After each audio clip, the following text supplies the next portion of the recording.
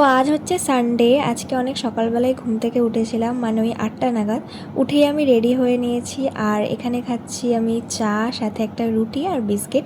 আসলে আমার আজকে টিউশন আছে, মানে পড়া আছে, তো সেখানেই আমি যাচ্ছি। আমার 9:30 থেকে ক্লাস ছিল, তো আমি বাড়ি থেকে 9টা নাগাদ বেরিয়েছি। আর এই সকালের টাইমটা না ঘুম ভাঙতে খুবই সমস্যা হয়, মানে ঘুম তো ভাঙতেই চায় না।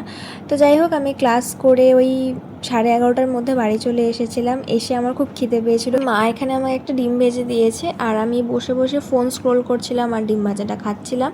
তো খাওয়া দাওয়া হয়ে যাওয়ার পর আমি স্নান করতে যাওয়ার আগে এই ডক্টর রাসেলের স্ক্রাবারটা মেখে নিলাম। এই স্ক্রাবারটা খুবই ভালো, মানে খুবই কাজ করে, মানে ট্যান যদি থাকে তো সেটা রিমুভ হয়ে যায়। আজকে সানডে স্পেশাল মেনু হচ্ছে চিকেন কষা, আর দেখে তো বুঝতেই পারছো কি হচ্ছে। এটা হচ্ছে ফ্রাইড রাইস। হঠাৎ করেই ডিসাইড করা হলো যে আমাদের আজকে ফ্রাইড রাইস খাওয়া হবে, তো তাই জন্যই আর কি মা বানাচ্ছে এখানে। আর লাঞ্চের জন্য তো বসে গেছি। আর মা এখানে আলুর দমও করেছিল, সেটা খেয়েছি। আর চিকেন কষা দিয়ে রাইস খেয়েছি, আর চাটনি পাঁপড় ছিল লাস্টে। আর বিকেলের দিকে আমি একটু বেরিয়েছিলাম, মানে আজকে সারা সকালই বৃষ্টি পড়ছিল, তাই আমি ছাতা নিয়ে বেরিয়েছি, মানে একটু চা খাওয়ার জন্য। তো আজকে চা খাইনি, বাট কফি খেয়েছি।